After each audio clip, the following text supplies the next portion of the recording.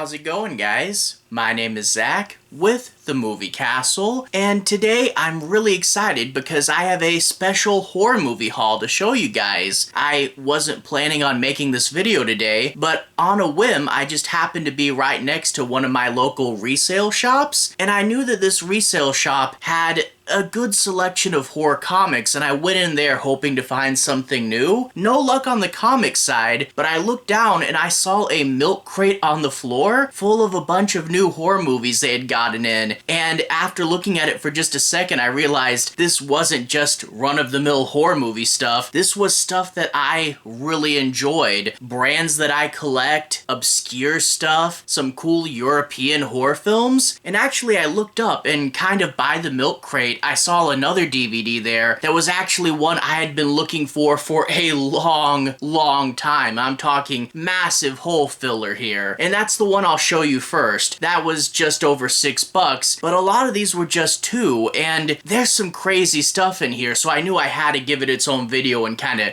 show you guys what I lucked into. So without further ado, let's switch to the close-up camera and show you guys these DVDs. Alright, here we are inside the castle taking a look at my thrift shop DVD haul. And right off the bat, let's start with the one I was most excited for, and that is Quicksilver Highway. This is an anthology film with 2 segments. One of the segments is a Stephen King story, and the other is a Clive Barker story. I'm a huge fan of both King and Barker, so I've been looking for this for quite some time, and this is literally the first time I ever saw it out in the wild. That's great. Flip it to the back, and it talks about how Christopher Lloyd is actually the horror host, and the Stephen King story is called Chattery Teeth, about a hitchhiker with a strange novelty toy, and the Clive Barker story is called The Body Politic, about a plastic surgeon whose hand develops a mind of its own. I believe that was one of the Books of Blood. There's the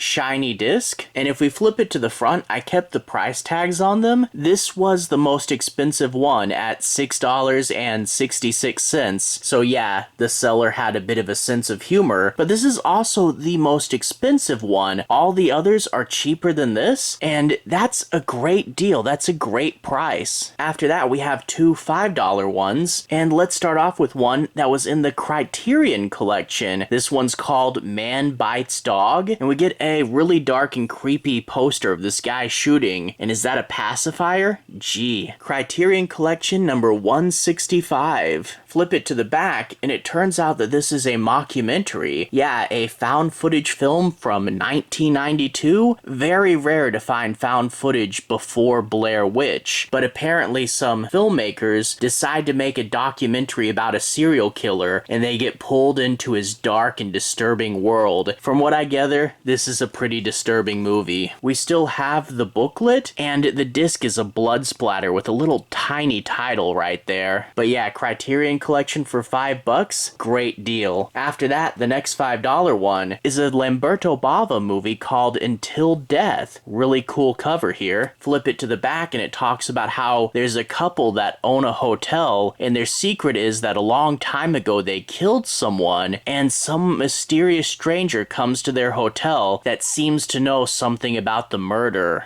There's the disc. It's in a former rental case. I think some of these are former rentals. I personally don't mind as long as the disc still plays, but maybe if I get a regular case, I might swap this out because I don't like having an empty well there. But quite a few are in these cases.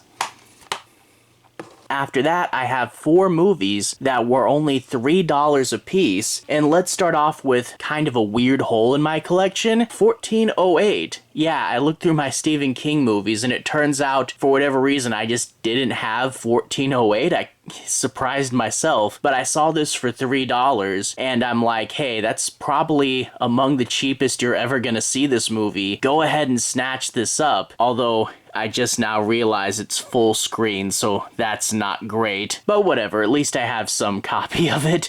This movie has John Cusack in it, and Samuel L. Jackson manages this hotel, and Cusack wants to rent room 1408 because he's a paranormal writer, even though deep down he doesn't believe in any of this. And when he settles in the room to write, things go crazy. It's one of those reality-altering horror movies where you don't know what you can trust and you get a bunch of creepy visions. It plays out really well, and I'm glad to finally add it to my collection.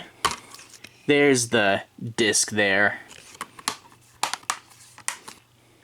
After that, I found an interesting movie I'd never heard of before, The Summer of Massacre. If we look at the front, there's this weird, poor Photoshop job for the cover image. It looks really low budget and really weird. But look at the top. Guinness World Record holder, highest body count in a slasher film at 155. I'm curious if it still holds that record. That is a pretty crazy number. Flip it to the back though, and there's a bit of an explanation. It turns out this is actually an anthology slasher that has 5 different segments with 8 different killers. Okay, slasher anthology, why not? I don't think I've ever seen one of those before, but I guess it makes sense. And yeah, a second blood-splattered disc. After that, let's get into 2 European movies. And the first one is a Jess Franco film called Faceless. Really good, lurid cover art there. And it talks about how there's this doctor that's going around and kidnapping people and harvesting their skin, it sounds like. Yeah, I bet you this has probably got some gross out moments in it. And it also says that it has Caroline Munro, who was in a few Hammer films as well as a Bond girl, so that's always cool to see her there. This is a Shriek Show release. Crack it open. It's in one of these weird big well things. Out of all the renter cases, these are like my least favorite. I really don't know what's up with them, but the discs tend to fall out of them. I'm gonna have to look into getting this case replaced pretty soon. Maybe with a clear one, because it looks like we actually have reversible art. Hey, that's pretty fun. Yeah, I definitely have to look into getting a clear case then. That way I could see the B art when I opened it. Anyway, one more $3 one, and that is The Blood-Splattered Bride. This is a Blue Underground movie, and gee, there's her and a lady behind her, and I'm not sure what's I think she's forcing her to stab this guy. Yeah, this definitely fits the blood-splattered part of the title. Flip it to the back, and it talks about how there's this woman that gets married, but in her husband's house, she starts to see a mysterious figure in white, and apparently the family has a secret. Crack it open, there's the disc, there's the bride, and there's the mysterious figure.